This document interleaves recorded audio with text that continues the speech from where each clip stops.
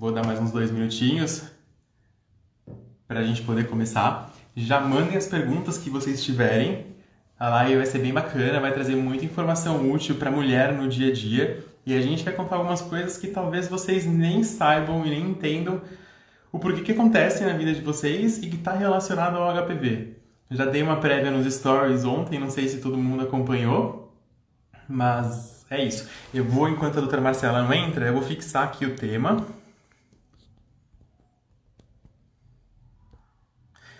Rapidinho, vou só deixar fixado aqui. Boa noite, pessoal que está entrando. A Bia, a Vânia, minha mãe, a Kátia. Sejam bem-vindas todo mundo. E aí, a doutora Marcela chegou. Tô só fixando aqui o tema, a gente já começa.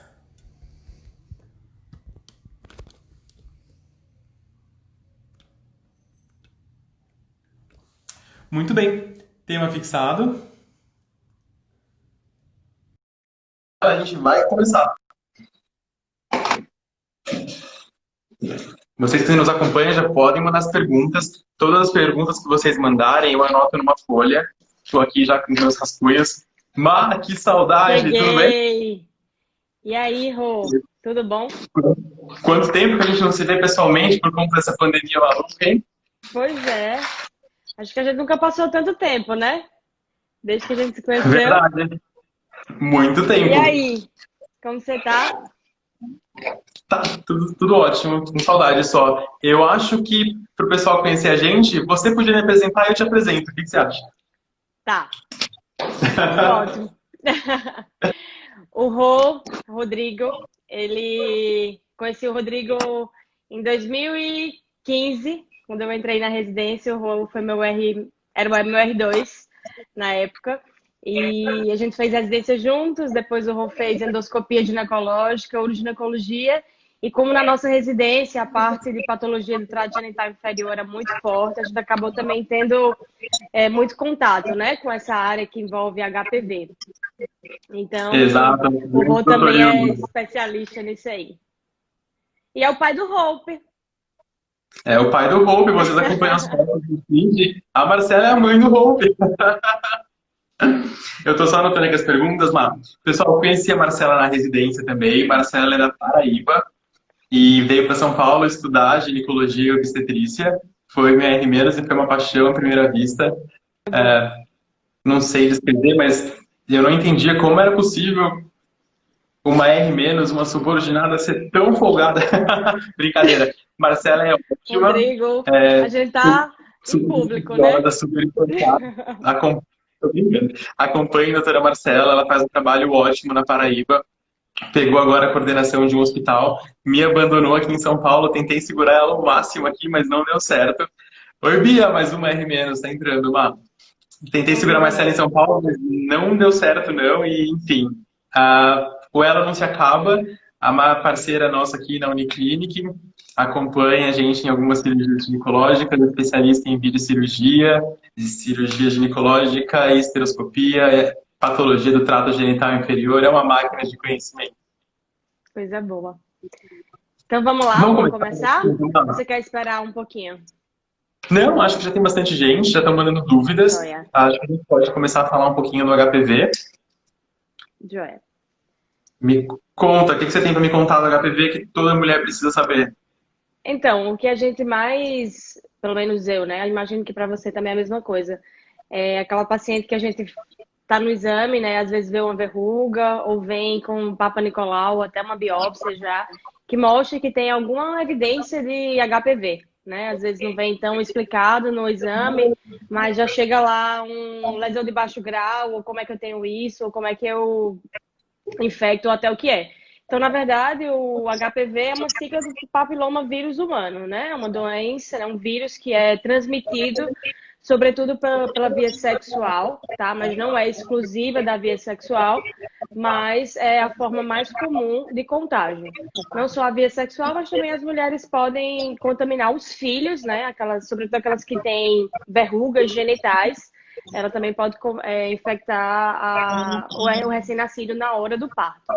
Mas a gente tem que Essa foi uma lembrar. dúvida essa foi uma dúvida que mandaram bastante no meu box. Não sei se mandaram no seu box de perguntas. Mandaram para mim também. Então, o simples contato com uma pele a pele com uma região contaminada, não necessariamente uma relação sexual que chegue a ter uma penetração, por exemplo, mas o simples contato entre superfícies, né, contaminada com o vírus, teoricamente já é um meio de transmissão. Exato. Mas eu costumo dizer para os pacientes e para quem me acompanha aqui no Insta que o HPV é um vírus muito comum, né? Que nós temos vários tipos, por volta de 200 subtipos de HPV, e que é tão comum que a grande maioria da população do mundo já teve contato com HPV. Sejam aquelas verruguinhas de pele que a gente encontra na mão, braço, dedo de crianças, é um subtipo de HPV, até às vezes as verrugas genitais e as lesões pré-cancerígenas que você estava comentando com a gente. E essa é uma informação que eu acho ótima, porque quase ninguém compreende. Lá fora é mais disseminado isso do que aqui no Brasil. Então tem muito preconceito ainda quando elas escutam a palavra HPV, né? Isso. Na verdade, assim, os estudos mostram que até 80% das pessoas, né, na idade adulta que são sexualmente ativas, 80% vão ter contato com o vírus em algum momento da sua vida, né? Então, não é porque, assim, não é que você teve o vírus, que você está recebendo um carimbo, né, eterno de uma pessoa promíscua ou de que você teve inúmeros parceiros. Isso é um detalhe super importante, né, Rô? Porque às vezes a paciente quer que a gente explique com quem pegou, que a gente desvende o mistério, né? Quem passou para quem. E na verdade isso a gente não tem como fazer, né? Porque é um vírus super comum, então só basta a mulher ter tido uma relação sexual que é o suficiente para ela ter entrado em contato com o vírus.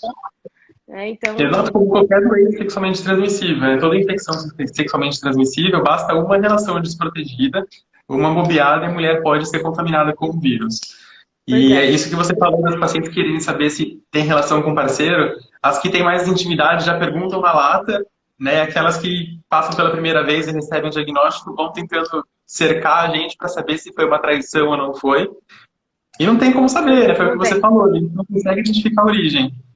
Exato. E assim, às vezes, o que a gente tem que lembrar também é que 80% da população adulta já ou está infectada ou vai se infectar, né? E assim, a maior parte delas não tem lesão. Então, é uma infecção completamente assintomática. Como, por exemplo, a pandemia do coronavírus, né? A gente sabe que muita gente tem a doença, mas simplesmente não tem nenhum sintoma, nenhum sinal clínico. Então, com o HPV é a mesma coisa. A maioria das mulheres, né? A gente está falando de mulher porque é mais a nossa área, mas homem também pode se infectar e também não ter nenhum tipo de lesão. Então, as mulheres, elas se infectam, né? Mas nem tem alteração no Papa Nicolau, por exemplo, nem verruga genital, que seria a forma clínica mais comum. Explica um pouquinho, Rô, das verrugas, de como que isso pode se manifestar. Sim, quando a gente fala de HPV, é importante, os exames costumam dividir isso bem já atualmente em HPV de baixo risco e HPV de alto risco. Claro que eles oscilam entre os grupos e os subtipos podem estar um pouco misturados, mas basicamente é essa divisão que existe. E quando a gente fala do HPV de baixo risco, está completamente relacionado às verrugas genitais, né, que tem baixo risco de desenvolver um câncer lá na frente, praticamente bem baixo mesmo, e causam as verrugas que muitas vezes é o que preocupa os pacientes. E deveria ser o contrário, né? Mas o de alto risco ele não costuma causar lesão visível, até porque costuma ser o colo do útero, que é uma região que a paciente não tem acesso, e elas se preocupam muito mais com a verruga do que com uma alteração no papa. Exato. E assim, a verruga é a clínica mais comum, né? Alguém perguntou aí de como seriam os sintomas. Então, o sintoma é a verruga, mas a verruga não chega a ser um sintoma, mas sim um sinal clínico, né? E lembrar que a verruga, ela não dói, ela não coça, ela não arde, né? A verruga, ela pode se manifestar junto com outras doenças, como, por exemplo, a candidíase, né? Que a gente sabe que as infecções sexualmente transmissíveis, elas geralmente andam em combinado, né? Então, é comum a paciente ter uma verruga por HPV e ter uma candidíase e aí achar que a verruga coça. Mas, na verdade, não é a verruga que está coçando, né? E sim a infecção que está acontecendo no mesmo tempo que está levando esse sintoma. Mas, assim, o que eu mais quero que as minhas pacientes entendam, e todo mundo que está aqui nos ouvindo, é que verruga não é igual a promiscuidade. Né? Às vezes elas acham, poxa, doutora, eu não vou... Às vezes eu lembro algumas, eu pedi até ultrassom, doutora, eu não fiz porque eu não tratei ainda a verruga, então, assim, acaba sendo constrangedor. E acho que esse é um dos maiores impactos, né? Não só, assim, da parte dos vírus de baixo risco da verruga, é achar que verruga é igual a mulher promíscua ou que teve vários parceiros. E isso não é verdadeiro, né, Rô? Exato. Fica muito estigmatizada, né? A mulher que recebe o diagnóstico de que tem um HPV, mesmo assintomática, ela fica estigmatizada por conta desse diagnóstico e não entende o quão comum é, que é o que a gente vem dizendo aqui na live. E, ao mesmo tempo, o tratamento é completamente eficaz para as verrugas, Isso. né? Então, quando a gente pensa nas verrugas, elas podem aparecer de várias maneiras, não existe um padrão. Quando a gente olha para a superfície da verruga, a gente pode pensar que está relacionado ao HPV só de olhar, mas elas podem ser várias, ou podem ser uma só, elas podem ser pequenas, ou podem ser grandes, elas podem ser um cotoquinho assim pediculado, elas podem ser uma placa de uma verruga. Tem várias manifestações da verruga em si que pode assustar a paciente, mas que todas elas têm tratamento, né, Mar? Exato, e assim, a gente costuma dizer que não existe tratamento específico para o vírus, né? A gente não tem uma medicação, um antivírus, digamos assim, que vai fazer com que o corpo elimine o vírus. Nós tratamos as consequências da infecção pelo vírus, que seria ou a verruga ou as lesões que são pré-cancerígenas. Mas a gente sabe que o tratamento eficaz, por exemplo, aquela menina que fez a verruga, a maior parte delas, a gente chama que o corpo mesmo combate essa infecção. Né? Então, o tratamento seria melhorar a imunidade da paciente para que o próprio corpo dela possa combater essas partículas virais que estão nela, né? Então, seria melhorar a qualidade do sono, diminuir a quantidade de estresse, atividade física, melhorar a alimentação, né, Rô? Que daí você vai acabar melhorando a imunidade global da paciente e evitando ou que ela elimine o vírus ou diminuindo a recorrência dessas lesões, né? Porque as pacientes que têm verruga, por exemplo, às vezes teve um problema, ficou super estressada, apareceu uma verruga. Ou então engravidou, a gente sabe que a gravidez é um momento de imunossupressão, aparecem novas verrugas. Não é isso, Rô? Exato, quando a gente fala de imunidade e vírus, eles estão completamente relacionados.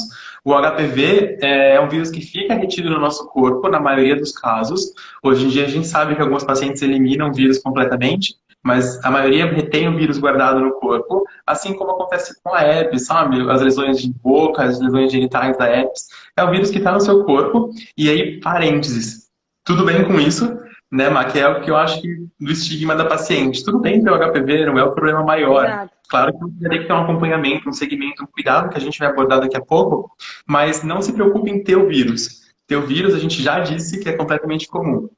Você só precisa cuidar para não ter lesões consequentes disso. E, claro, a imunidade é completamente relacionada, como a doutora Marcela disse, e tem que cuidar, não tem jeito. Dormir, acho que é até mais fácil, comer bem é um pouco mais difícil, mas ficar com pouco estresse e com pouca ansiedade é difícil, hein, Má? Não pode ser médico, né, Rô?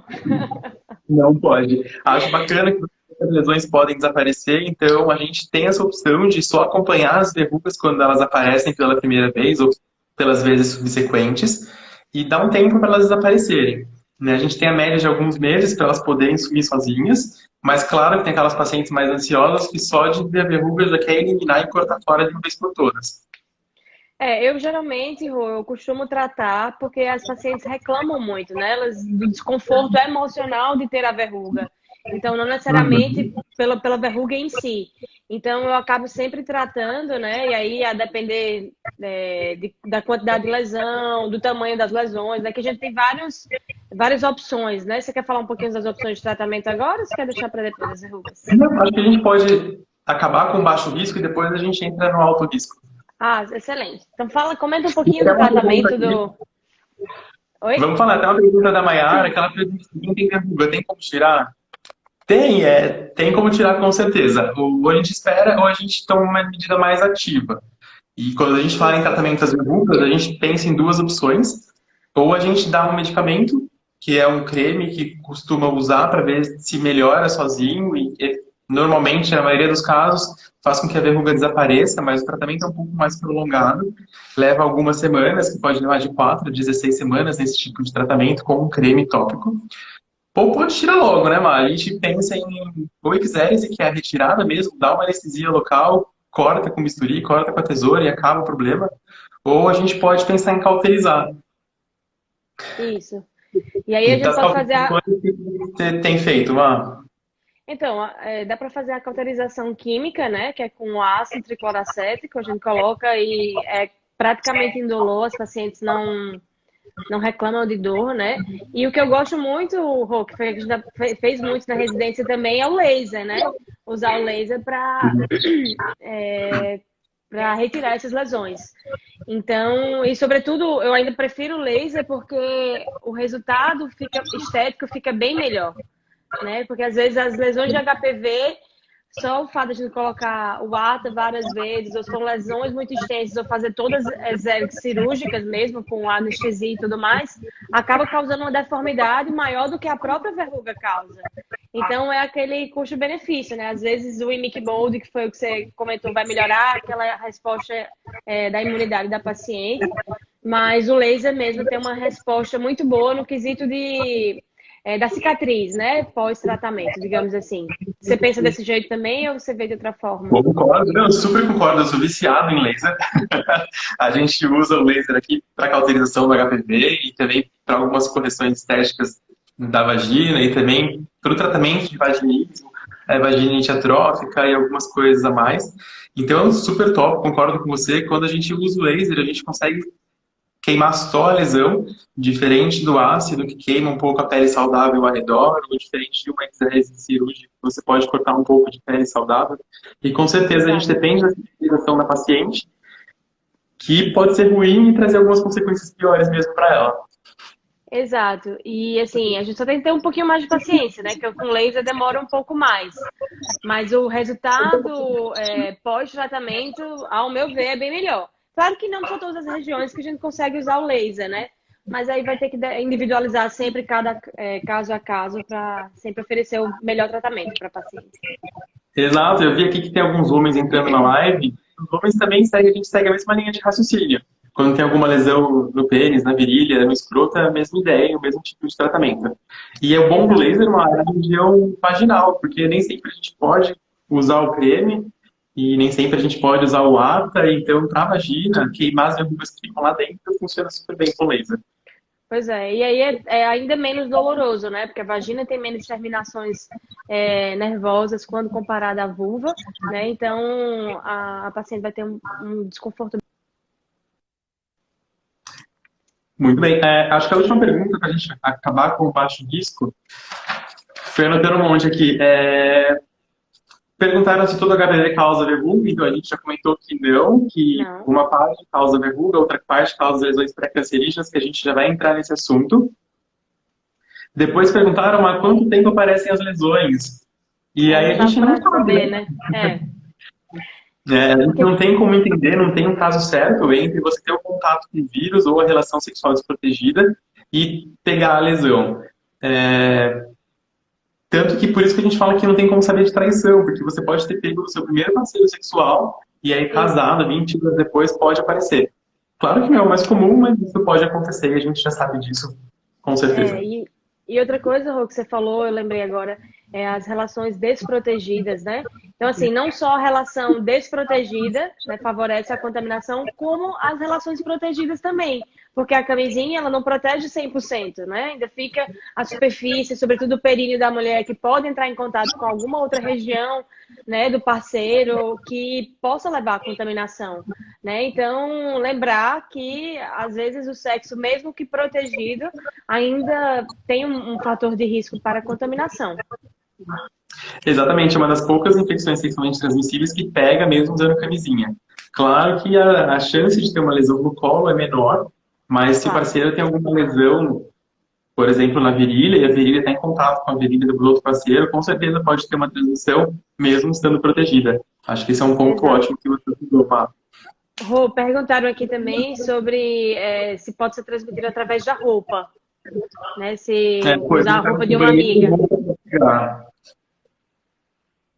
E assim, é difícil a gente comprovar isso cientificamente, de que pode pegar pela boca ou pode pegar usando o mesmo banheiro.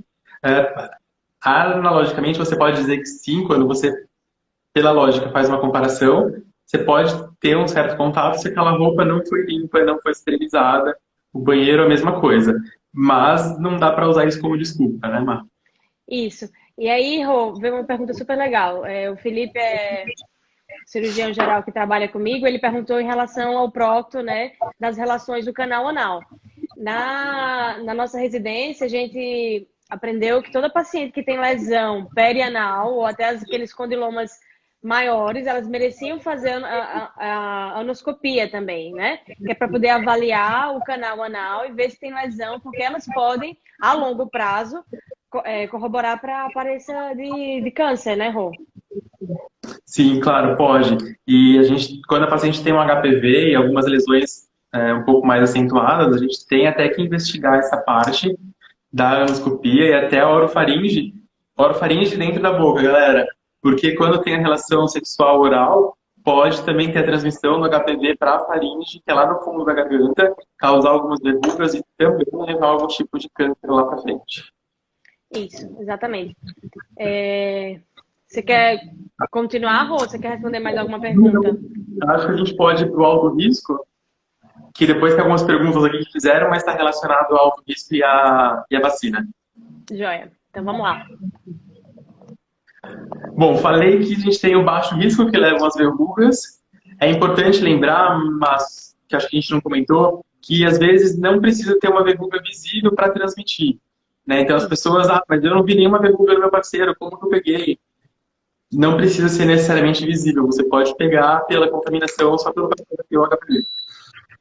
Mudando para o alto risco, quando a gente fala em alto risco, é um alto risco para câncer. E aí o HPV está intimamente relacionado ao câncer do colo do útero. Claro que as outras regiões também, então câncer de vulva, câncer de região retal, câncer de orofaringe, que é da boca lá para dentro, mas não tão intimamente relacionado quanto o colo do útero. Quando a gente fala em câncer de colo do útero, mais de 99% é causado por conta do HPV. Não é, Má? Exato. Então, assim, a gente quase que consegue associar que o câncer de colo é uma doença sexualmente transmissível, né, Rô? Porque o câncer de colo, ele vem do HPV. Então, as lesões HPV induzidas, né, a nível do colo uterino, é o que é o grande causador do câncer de colo. Então, por isso a importância da mulher sempre fazer os exames preventivos, né? O Ministério da Saúde recomenda que quando a mulher tem 2 anos, né, seguidos de Papa Nicolau normal, pode passar, né, a colheita do exame da citologia oncótica, né, da lâmina colhida no consultório, pode passar para 3 anos. Eu costumo fazer todos os anos mesmo, quando a paciente vem até o meu consultório, porque a gente sabe que tem aqueles casos que fogem à regra, né? Mas por isso a importância de sempre visitar o ginecologista uma vez ao ano para poder fazer esse tipo de avaliação. Exato, e o Papa Nicolau ele tem uma taxa de falha muito grande, né? Então eu sempre prefiro não Exato. correr o risco e fugir um pouco do protocolo e coletar uma vez por ano. Explico isso para os pacientes, mas o mais bacana aqui nos stories eu comentei que a gente colhe o Papa Nicolau para ver se tem lesão de HPV. E essa associação não é mentalmente já estabelecida na cabeça das pacientes, na cabeça das mulheres. Elas entendem que o Papa Nicolau é para evitar um câncer, mas elas não entendem que é por conta do HPV. E a hora que você entende que o HPV é tão comum, que infecta quase todas as mulheres, quase todos os homens. No homem, se aparecer alguma lesão, a gente enxerga, porque o pênis é para fora. Quando a gente fala em Isso. mulher, a vagina é para dentro, precisa de um exame complementar. E o Papa Nicolau é o melhor deles. Melhor eu não diria, mas assim, é mais prático para a gente usar de maneira global para todo mundo. Exato. E assim, lembrar que o Papa Nicolau é um exame preventivo. Então, é interessante que a gente faça de maneira rotineira para que a gente diagnostique as lesões precursoras do câncer, né? A gente não quer diagnosticar o câncer, a gente quer diagnosticar antes dele, né? Para que a gente possa tomar medidas para que evite a mulher chegar a ter o câncer do colo, né? Então, como o Rodrigo falou, é o que é mais, digamos assim, é universalmente aceito, mas existem outros exames, como a captura híbrida, com uma colposcopia, que também pode, são exames que podem nos ajudar a diagnosticar lesões precursoras ou mesmo o próprio câncer de colo. Porque às vezes as mulheres, né, passam um tempo maior e aí só pelo exame especular, que é o exame clínico, né, da vagina e do colo, a gente já consegue identificar aquelas lesões volumosas, e aí já são os estágios mais avançados. Então, o que a gente quer é que a paciente não chegue a esse estágio. Então, por isso a importância de sempre ter o cuidado, né, com a saúde. Não só a verruga que está lá fora e que esteticamente incomoda, mas muito pior do que a verruga é aquilo que a gente não enxerga, né, que está dentro, que está no colo, que não causa dor, né. Então, não é uma irritação no útero, não é nada disso. Não vai trazer corrimento nos seus estágios iniciais. Então, o câncer de colo e as suas lesões precursoras são basicamente assintomáticas, né, Rô? Exato. Até perguntaram aqui se tem relação com o cheiro durante a masturbação, com a dor que sente no fundo do colo da vagina. Não, pessoal, não tem nenhum sintoma prévio. A doutora Marcela acabou de deixar isso bem claro. O HPV é assintomático quando a gente fala de alto risco, tirando as verrugas. E só uma parênteses, a Yara falou que você arrasa, eu concordo muito, viu, Marta? A doutora Marcela arrasa. Ela é minha mãe adotiva, então nem conta, hein? Lógico que conta. Eu acho que a gente tem que falar agora, Mar, que é importante. Quando a paciente já entendeu que precisa fazer o PAPA, ela pode ou não ter esse entendimento de que está relacionado ao HPV, só que a hora que vem lá no PAPA, algum nome daquelas palavras esquisitas que a gente costuma ter nos laudos, que os patologistas adoram, e que é sim uma lesão pré-cancerígena, elas já ficam desesperadas. E não é bem esse o foco, né? É difícil até para a gente leva até um tempo maior na consulta, mais acalmando a paciente do que preocupado ou dando seguimento no que precisa ser feito. Exato. E como nós fazemos também colposcopia, às vezes explicar às pacientes que têm achados menores, né? Que não são tão sugestivos de lesão, mas que merecem uma biópsia, merecem uma investigação a mais, elas já ficam surtadas, né? Que já acham, será que eu tenho um câncer? E, meu Deus, qual é o tratamento? Mulher, calma, a gente não sabe nem ainda o que é, né? Mas, enfim, o que é importante é também ter esse vínculo médico-paciente para que a gente possa explicar. Porque, por exemplo, as lesões que são pré-cancerígenas, porém de baixo grau, a maioria das vezes a gente não precisa tratar. As consequências de um tratamento, né, são bem maiores do que as chances do câncer, da lesão desenvolver para chegar até um câncer, né, Rô? Sobretudo naquelas meninas que ainda não gestaram. Não, e a chance de desenvolver um câncer é muito menor do que não desenvolver. É que a hora que a paciente deu o resultado, procura no Dr. Google, que com certeza leva sempre para o extremo, é muito pior, porque ela chega mais desesperada ainda. Então, a chance, quando a gente pensa em qualquer doença, isso é bom para você que está assistindo fazer essa analogia. Quem tem diabetes, não é porque tem diabetes que vai ter um problema renal, vai ter que amputar a perna. Quem tem pressão alta não vai morrer de infarto, não vai ter um derrame. Desde que você controle e acompanhe, tá tudo certo. Não é porque você tem uma lesão, causada que seja por um HPV de alto risco, que você vai ter um câncer de colo do útero, ou um câncer qualquer que seja. Claro que precisa de um segmento, de um acompanhamento, como a doutora Marcela falou, e acho que a gente não precisa abordar todos os protocolos aqui hoje, porque cada um é muito específico, mas a gente vai abordar um pouquinho ainda mais como cuidar disso. Exato. E aí, Rô, acho que quem perguntou aqui sobre o Ministério da Saúde, né? O Ministério orienta que só deva começar a coletar o Papa Nicolau a partir de 25 anos, né? É assim que você Sim. faz, porque eu costumo fazer na paciente que já iniciou relação sexual. Eu também não acredito nisso de coletar citologia de paciente que não teve relação. Porque se a gente pensar que é justamente tudo que a gente falou, a gente está querendo fazer o Papa Nicolau para prevenir lesões que são para diagnosticar lesões que são causadas pelo HPV.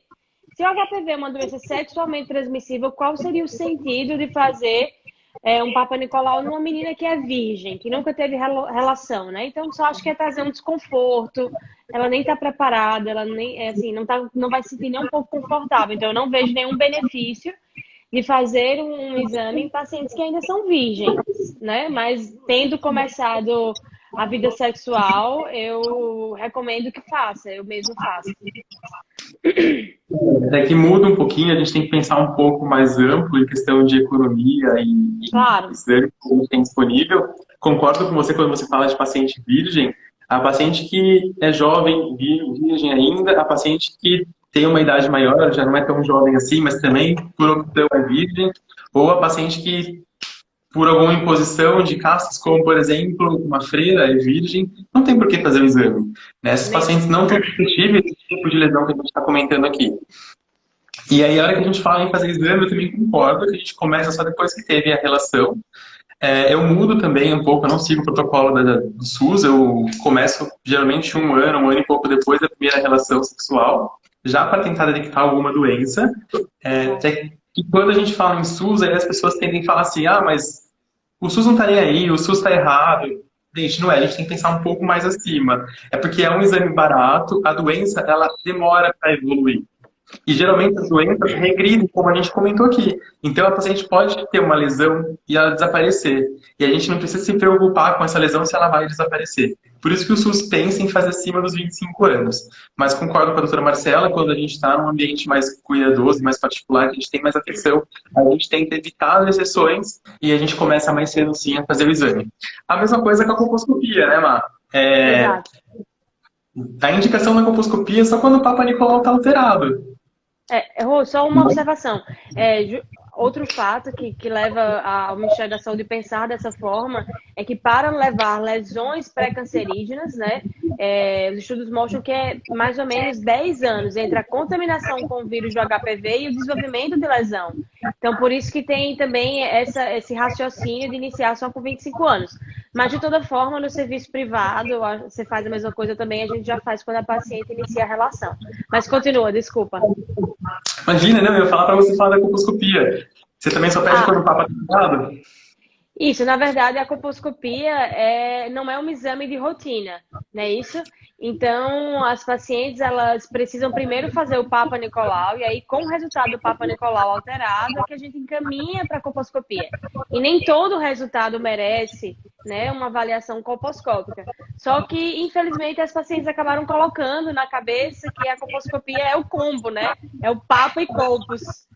Então, eu acabo fazendo às vezes porque as pacientes mesmo pedem isso, mas se for ver por guidelines e pelas diretrizes, Papa Nicolau é exame preventivo. A colposcopia não entra como os exames iniciais da mulher para fazer o rastreio, né, digamos assim. Sim, o exame inicial ainda é a citologia. Acho até depois, eu vou deixar um convite em aberto que a gente pode fazer uma live falando dos exames necessários no consultório. Porque tem muita confusão com isso, e um outro exame que está entrando na rotina das pacientes é pedir o DNA do HPV, para saber se tem ou não um vírus. Não dá, não pode. Não. E aí é isso assim, que atrapalha a cabeça de todo mundo e a gente fica naquela cilada de como tranquilizar a paciente. Porque, como a gente já falou, 80% da população tem. Mas no máximo 15 a 20% dessas pessoas é que vão desenvolver lesão. Então, por que rastrear todo mundo, né? Então, vou só saber que tem uma captura híbrida positiva e não vai servir de nada. Às vezes, assim, alguns colegas minhas chegam, Marcela, eu fiz vários exames, e aí o que é que eu faço? Eu fiz, não sei. Porque diagnosticou o que não precisava diagnosticar, entendeu? Então, assim, só vai gerar ansiedade, só vai gerar desconforto. Eu mesmo não faço captura híbrida para aquela paciente que não tem indicação. Eu não uso como exame de rotina, assim, chegou no consultório, é papa, colpos e captura. Eu não faço isso. Mas aquelas pacientes que têm lesões de alto grau no Papa Nicolau, que têm alterações sugestivas, né, de lesões mais sugestivas de levar a câncer de colo, aí sim eu acho que a captura entra ainda mais para fazer um diagnóstico diferencial e para a gente ter mais segurança no acompanhamento. Mas de forma alguma como um exame preventivo, digamos assim. Exatamente. Para os colegas que estão assistindo, é exatamente isso. A gente até pode usar o DNA do HPV ou alguma genotipagem do HPV quando a gente tem alguma lesão pré-cancerígena persistente, como você comentou, ou em alguns protocolos de fora que usam para poder fazer um rastreio. Mas ainda não está completamente estabelecido e a gente não tem indicação de usar aqui no Brasil. E é isso que você comentou. A paciente pede, eu não peço de jeito nenhum, quando desnecessariamente, porque não tem remédio, né? A gente comentou no começo que não existe um remédio para o HPV. É muito difícil a gente pensar em um remédio só para o vírus. Então, não tem medicação para HPV, você vai fazer um diagnóstico de que você tem um vírus, às vezes vem lá escrito no laudo que é positivo para o alto grau, ou positivo, que desespera mais ainda. Positivo para o alto grau igual a câncer, eu vou ter câncer.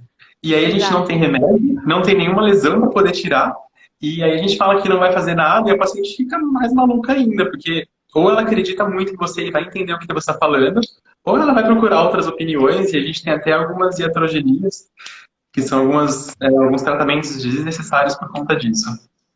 Exato, sobretudo naquelas pacientes ou que são jovens, por exemplo, abaixo de 30 anos, abaixo de 25 anos, que fazem um PAP e vem com lesão de baixo grau, aí faz um CAF, faz algum procedimento para retirar uma parte do colo do útero, né, onde teoricamente estariam essas lesões. E aí, assim, são lesões que não mereciam tratamento, que não precisavam ser tratadas, e ela evolui com complicações obstétricas. Por exemplo, leva a ter dificuldade, pode estenosar, né? Pode fechar o canal e levar dificuldade para engravidar, né? Se essas exéreas, né? Se esses procedimentos forem muito extensos, em pacientes que têm um colo uterino ainda assim mais curto, pode levar a incompetência istmo-cervical, né? Então, assim, nem toda paciente merece ser tratada, isso das lesões de baixo grau. Mas a gente pode acompanhar, é seguro e é o protocolo no mundo inteiro, né? Então, é por isso que eu acho que tem que ter um pouco de paciência no ouvir a ansiedade da paciente e confrontá-la, né? Para que ela possa se sentir tranquilizada, porque realmente é difícil você ter um diagnóstico de algo que não é câncer, mas que pode um dia virar câncer e você aceitar que tudo bem, vamos só acompanhar, né? Exatamente. Continua aqui anotando as perguntas, daqui a pouco a gente fala delas. É bem isso, a questão de só fazer um segmento. E dependendo do protocolo e do tipo de lesão, a gente pode acompanhar 2 anos a mesma lesão. Mais 2 anos, doutor? Sim, 2 anos, tá tudo certo. Lembra que, como você falou, leva anos para poder evoluir para um câncer. Então a gente tem essa segurança já estabelecida, sem nenhum perigo, para a gente fazer um tratamento tranquilamente. Isso. Rô, Perguntaram desculpa. Diga. Pode falar. Não, pode falar. Perguntaram aqui em cima da captura híbrida. Só para esclarecer que é um tipo de exame para diagnosticar se tem ou não um HPV. Né? Então, quando a gente fala da genotifagem, do DNA HPV, da captura híbrida, é tudo a mesma coisa para ver se tem ou não um vírus no organismo. Perguntaram aqui se a minha familiar teve HPV, se eu posso ter. Pode ter, mas não porque alguém da sua família teve, mas porque é uma doença sexualmente transmissível. Né? Então, se você já teve relação sexual ou contato íntimo com alguém que tem HPV, você pode ter sido contaminado, mas não é um fator de risco de uma herança genética. Exato, não é porque sua avó teve câncer no colo que você vai ter um risco maior de ter. Isso. Rô, a Jussara, você lembra dela lá do servidor? Claro, perguntou se paciente que já fez esterectomia precisa fazer papa. Ju, se for esterectomia por doença benigna, né, como por exemplo mioma ou por adenomiose ou sei lá, endometriose, teoricamente não precisa, mas se for paciente que fez esterectomia por alguma lesão pré-cancerígena, né, ou se teve papa alterado por lesões de alto grau na vida, aí precisa assim, fazer acompanhamento da cúpula vaginal com o Papa Nicolau. Exatamente, tinha até anotado aqui, mas eu não tinha visto que foi a Jussara que perguntou. Beijo, Ju, saudade. Lá entrou também na live. Meninas, que saudades desses dentes. Acho que a gente pode continuar falando um pouco do tratamento, né? A gente falou que acompanha, tudo bem, mas acompanha ou chega que tem uma lesão de alto grau, ou chega que acompanhou por um tempo que não é mais legal ficar só acompanhando, o que a gente pode fazer? Então, a gente chama, até já comentaram aqui, né, que é o CAF. A gente pode fazer a retirada, né, com alça, né, uma alça, como se fosse um bisturi, né, que a gente passa no colo e tira, vamos pensar assim, a tampa do colo, né, a parte externa que está em contato com a vagina, e aí a profundidade, a dimensão vai depender daquilo que foi mapeado pela colposcopia e pelo nível da lesão. Então, esse material ele vai para o anatomopatológico, né, como se fosse aquela biópsia que vocês geralmente perguntam, e isso aí vai ser analisado e vai nos trazer uma resposta. Se está de acordo com o Papa Nicolau, se está de acordo com a biópsia, né, que a gente fez anteriormente, E isso aí o tratamento vai depender do resultado do CAF, né? Que é a cirurgia de alta frequência. Exatamente, é como se fosse o bisturi elétrico que você falou. Não sei se suas seguidoras estão acostumadas com os meus desenhos. Desculpa, eu preciso mandar um beijo para a Mar. Um beijo, Marisa. Então a gente tem Mostra aí, o Rô. útero. Vamos lá. Além Essa de região é o médico, ele é útero. desenhista, viu, gente? Estou longe disso. Quando a gente fala do colo do útero, é essa região do útero que fica na vagina, a vagina é esse tubo, e aí a cirurgia que a doutora Marcela comentou é um bisturi elétrico que vai tirar esse pedacinho onde está a lesão, englobando toda a lesão, e a gente manda isso para análise. E aí, perguntaram mais cedo, e acho que agora um pouquinho também, das complicações que o CAF pode ter. Carol também, beijo. E aí, quando a gente pensa no colo do útero, e a gente tirou um pedaço, você comentou um pouco que pode ter a estenose, e a estenose, na hora de cicatrizar essa região, ela pode fechar. Isso dificulta uma possível gravidez, uma paciente que deseja engravidar, não é? E quando a gente pensa também no colo curto, no trabalho de parto prematuro. Conte um Exato. pouquinho mais pra gente. Então, como tem mulheres que ela tem o tamanho do colo uterino um pouco reduzido, né? Então, o simples fato de você já tirar uma tampinha, né? Tirar uma parte desse colo em uma paciente que já tem colos pequenos, então o colo vai dilatar antes da hora, né? E muitas vezes é tão cedo ao ponto de da gente não conseguir, digamos assim, ter uma boa resposta com o nascimento do bebê. Então, às vezes, Segurar a acaba até gravidez até o levando final. Oi, Rô? Não consegue segurar a gravidez até o final porque o colo abre antes do tempo. Exato. Então, o colo dilata super cedo e a gente não consegue, não tem muito o que fazer, né? Então, esse é o risco de você fazer um procedimento sem indicação, né? Então, eu acho que sim, se tiver indicação, tem que fazer, óbvio. Não vamos deixar evoluir para câncer. Mas sempre tendo cuidado, tendo parcimônia, né? O tratamento não é para todo mundo, nem para todos os casos.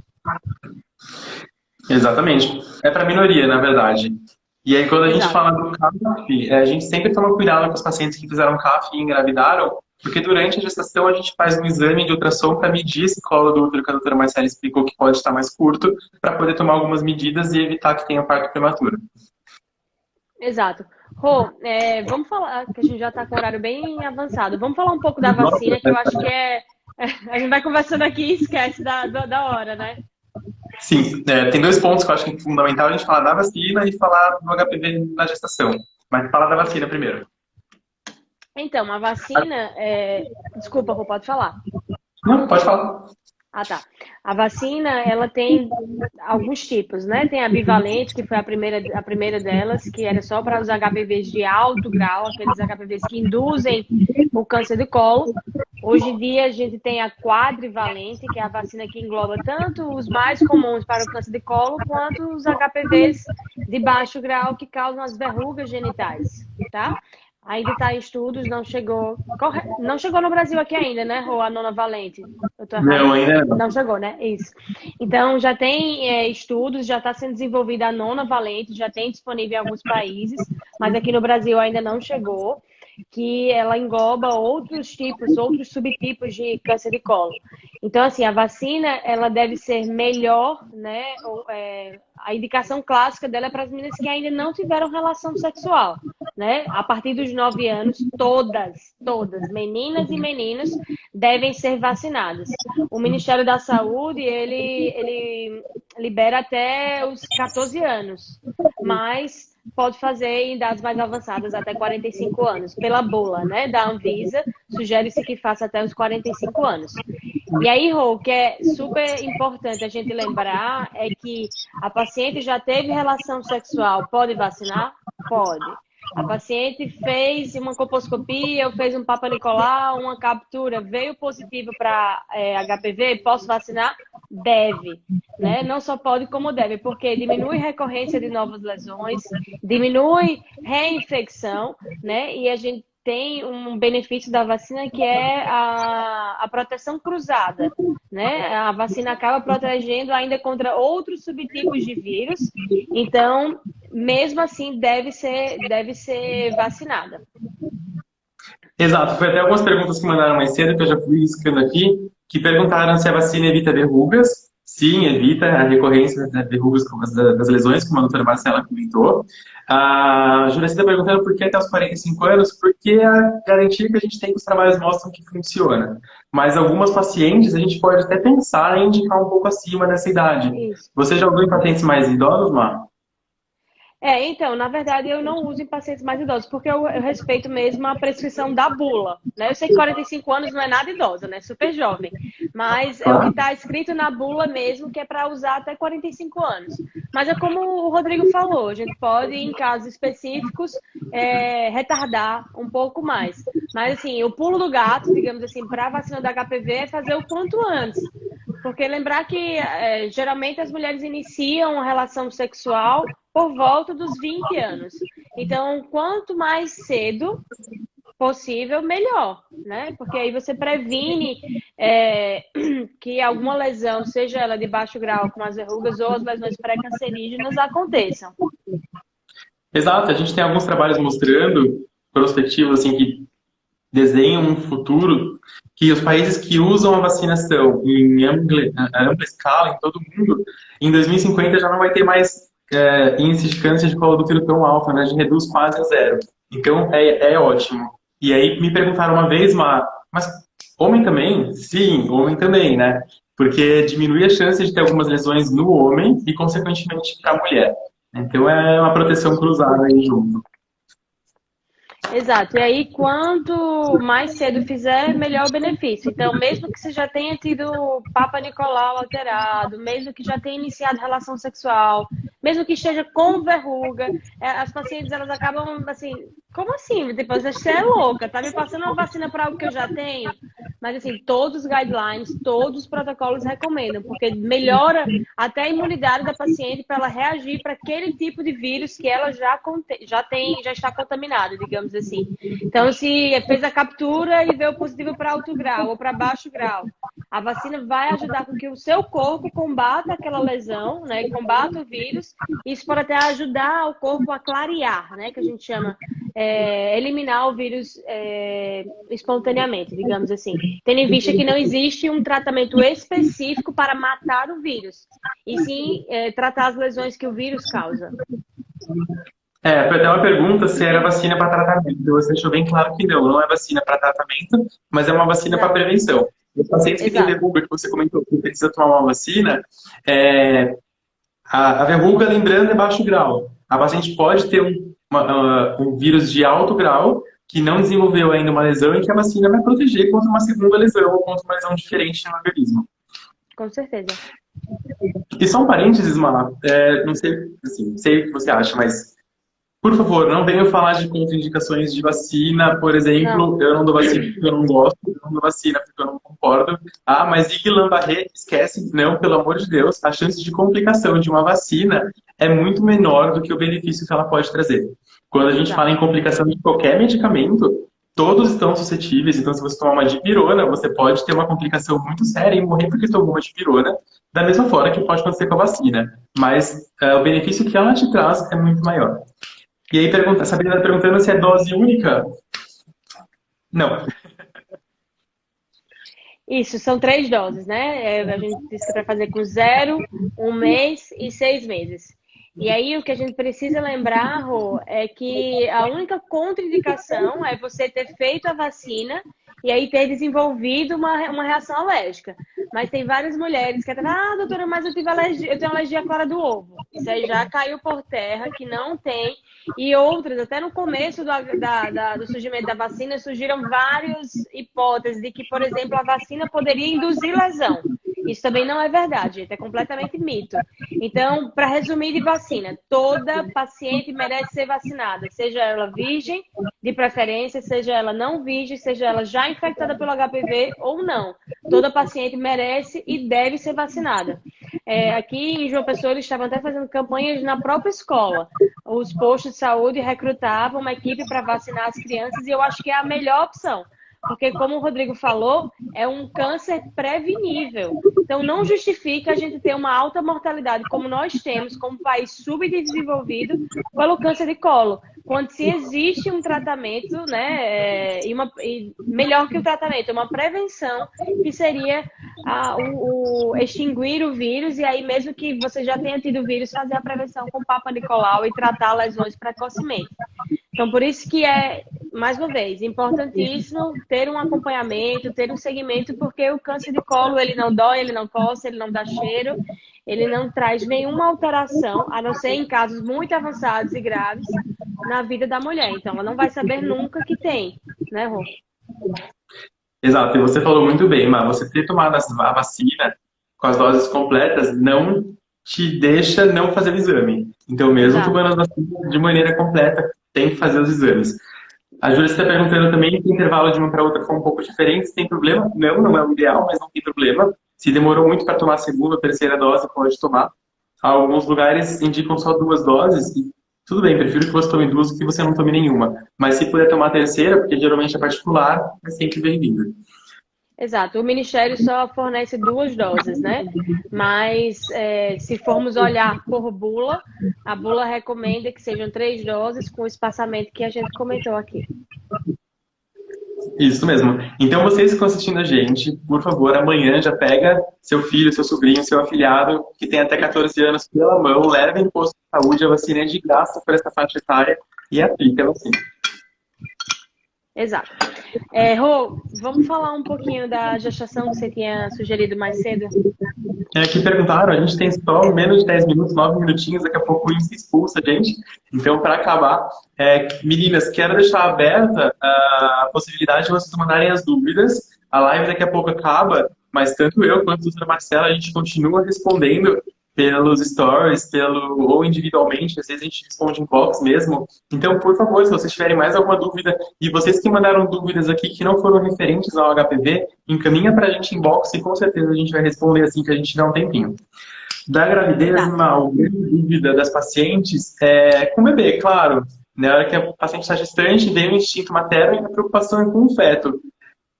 Tem problema? Então, os guidelines mostram, Rô, que na verdade a gente só deve contraindicar, por exemplo, o parto normal, que eu acho que é a maior dúvida, naqueles condilomas, né, as verrugas extensas que obstruem o canal de parto. Porque, de maneira geral, não tem como a gente prevenir 100%, né? A gente toma todos os cuidados, mas a passagem do bebê pelo canal de parto não... Em pacientes que têm condilomas, infelizmente vai levar à contaminação. Mas, né, o protocolo, sobretudo do Ministério da Saúde, ele só indica que seja feita uma cesariana naquelas pacientes que têm condilomas muito extensos. Não sei se chegou para você, Rô, a pergunta, mas chegou muito para mim, se causa infertilidade, se impede da mulher engravidar, né, e se ela precisa tomar algum cuidado e se pode tomar vacina.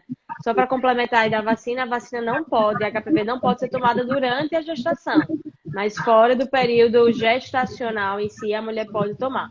Mas fala um pouquinho, Rô, para a gente se altera a fertilidade ou como que funciona isso aí. Não, desde que a presença do HPV seja só do vírus, não tenha nenhuma lesão ou bisturi no canal do colo do útero, tá tranquilo, não interfere na fertilidade. Não é isso? Acho que é mais isso mesmo. Em relação ao HPV, é isso, não tem muito. Ele não causa nenhum padrão inflamatório dentro do útero, dentro da pelve, nos ovários, nas trompas, que vão levar a uma infertilidade lá na frente. A gente pode ter infertilidade basicamente por 2 motivos. Por alguma lesão na vagina ou no colo que obstrua o canal por onde o espermatozoide tem que passar e fecundar o óvulo, ou então quando a gente tem um tratamento, como a doutora Marcela comentou lá atrás, e esse tratamento promove uma cicatriz errada no colo do útero que dificulta também o espermatozoide de subir. Exato. E aí não seria nem o HPV em si, né? Mas o tratamento que foi feito que levou a essa infertilidade. E lembrar também que é reversível, né, Rô? A gente só precisa ter dar o diagnóstico, né? E a gente pode resgatar isso aí. Claro. E acho importante a gente abrir um parênteses em relação ao parto, Marta.